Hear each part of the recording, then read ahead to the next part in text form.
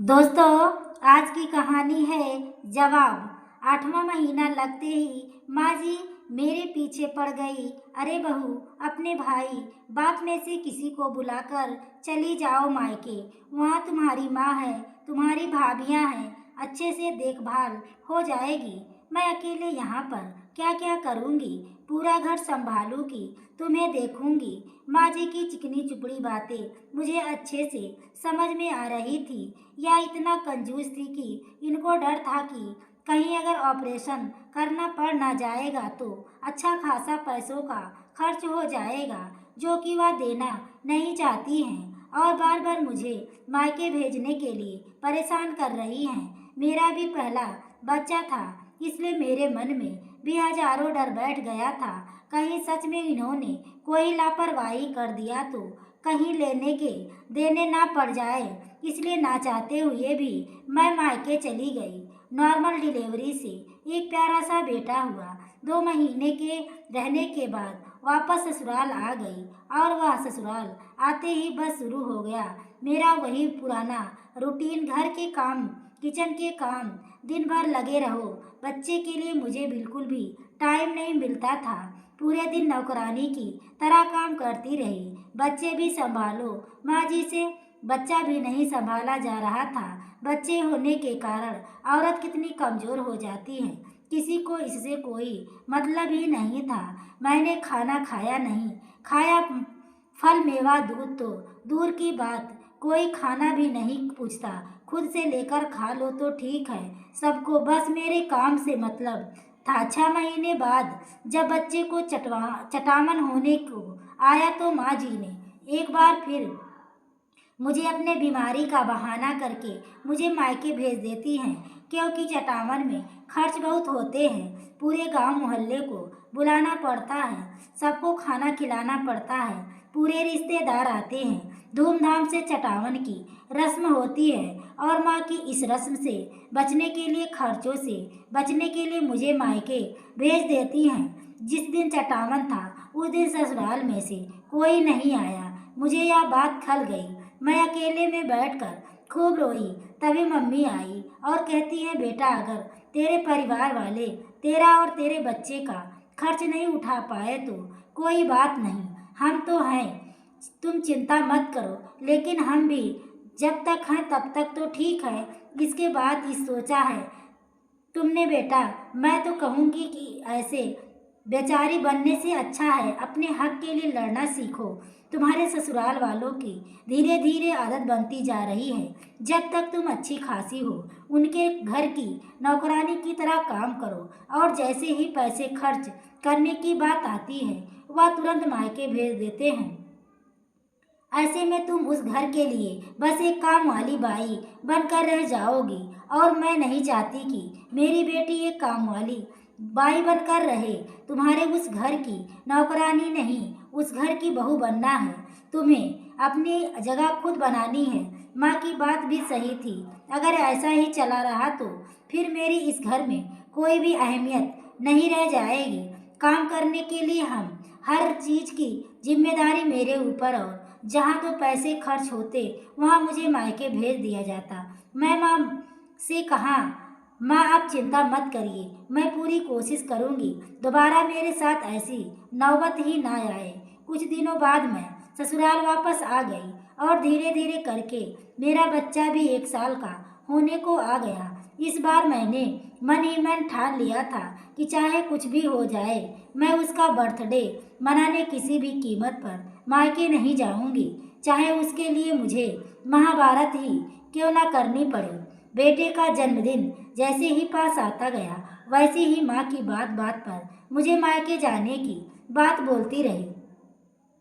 पोते को गोद में लिए उसको खिलाते हुए कहती है, मेरा पोता नानी के यहाँ जाएगा, बर्थडे मनाएगा। उनकी बातें सुनकर मैं अंदर ही अंदर चिढ़ती जा रही थी, लेकिन एक शब्द भी अपने मुंह से नहीं बोलती थी। एक दिन गांव की कुछ औरतें घर आती हैं। मैं उनके लिए किचन में चाय बना रही थी। माँ जी ने मेरे बेटे के साथ बच्चे को गोद में लेकर उनके साथ बैठ बातें कर रही थी। तभी काकी ने कहा, यशोधरा देखते देखते तुम्हारा पोता 1 साल का हो गया, कितने दिन रह गए हैं इसके जन्मदिन में। माँ जी ने जो जवाब दिया उसे सुनकर तो मैं एकदम से हैरान हो गई। माँ जी ने कहा, हाँ जी, अगले हफ्ते ही मेरा पोता 1 साल का हो जाएगा, लेकिन क्या करें, मन तो बहुत है, धूमधाम से इसका जन्मदिन मनाऊं, पूरे गांव को बुलाऊं, पूजा पाठ कराऊं, खाना पीना करूं, लेकिन इसकी नानी पीछे पड़ी हैं। मेरे नाती का पहला बर्थडे उन्हीं के पास बनेगा, अब मैं मना कैसे कर सकती हूँ, इसलिए वह मायके जाएगी। तुम्हारी इच्छा है, पहले तो हक तुम्हारा बनता है, तो तुम मना कर दो कि भाई इस बार मैं मना लूँ, अगली बार आप मना लेना। माँ जी को कुछ बोलते ही नहीं बना, उन्होंने बस हाँ में सर हिलाते हुए कहा, हाँ जी, कोशिश करूँगी। माँ जी की बातों से मेरा खून तो ऐसे ही खौल रहा था। तभी मेरे दिमाग में माँ की कही हुई बातें याद आने लगती हैं। बेटी, अपने हक के लिए तुझे ही खड़ा होना पड़ेगा। मैं भी सोच लिया, अगर आज नहीं बोली तो फिर कभी नहीं बोल पाऊंगी। यह मौका भी है, लगे हाथ में भी अपनी बात बोल देती हूँ। मन ही मन आप अपने आप को पूरी तरह से तैयार करके चाय लेकर काकी को दिया और चाय पीते हुए जैसे ही खड़ी हुई, काकी ने कहा, बहू तुम क्यों बार बार अपने मायके चली जाती हो? बताओ, तुम्हारी सास का इतना मन रहता है पोते की खुशी मनाने का, उसका जन्मदिन मनाने का, और तुम्हारी माँ की जिद की आगे वह बेचारी अपनी खुशी भी नहीं मना पाती। बेचारी का कितना दिल टूट रहा होगा। पहले पोते का पहला बर्थडे और तुम अपने मायके चली जाओगी, बताओ कितना दुखी होगी बेचारी। मैंने माँ जी को देखा। काकी जी की बात सुनकर माँ जी एकदम बेचारी बनी सीधी सादी बनी बैठी थी। ऐसा लग रहा था जैसे उनका बड़ा मन है मेरे बेटे का बर्थडे मनाने का। मेरी माँ की वजह से लाचार बेचारी बनी बैठी है। मैंने कहा, ऐसी कोई बात नहीं है, अगर माँ जी का इतना मन है बर्थडे मनाने का तो आपको माँ जी की ओर से और हमारे पूरे परिवार की ओर से आज पहला बुलावा आपको ही मिलता है। आप अपने पूरे परिवार के साथ बर्थडे के दिन जरूर आइएगा, और माँ जी का मन है पूरे गांव को बुलाने का, खिलाने का, पूजा पाठ करने का। तो जो भी माँ जी चाहती हैं, जैसे चाहती हैं वैसा ही होगा। मैं अपनी माँ से बात कर लूँगी, मुझे नहीं लगता कि माँ मना करेगी। इतना सुनते ही माँ की बड़ी बड़ी आंखें करके मुझे देखने लगती हैं। तभी काकी जी माँ जी से कहती हैं, देख लिया यशोधरा, तुम्हारी बहू बहुत समझदार है, अब तो खुश हो जाओ। अब यह रोनी सी शक्ल हटा दे और अपने पोते के जन्मदिन की तैयारी कर, हमें दो, हमें तो भाई आज से ही बुलावा मिल गया।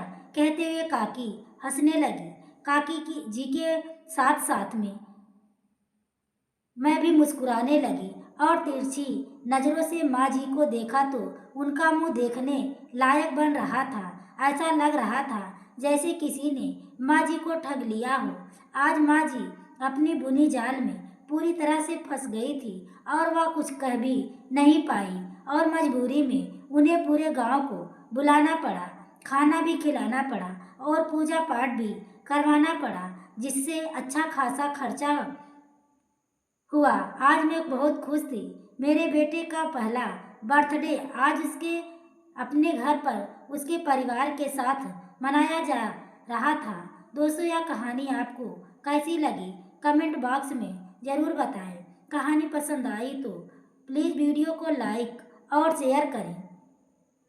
चैनल पर पहली बार आए हो तो चैनल को सब्सक्राइब करें। आगे के नोटिफिकेशन के लिए बेल आइकन को ज़रूर प्रेस करें। पूरी वीडियो देखने के लिए आपको तहे दिल से धन्यवाद।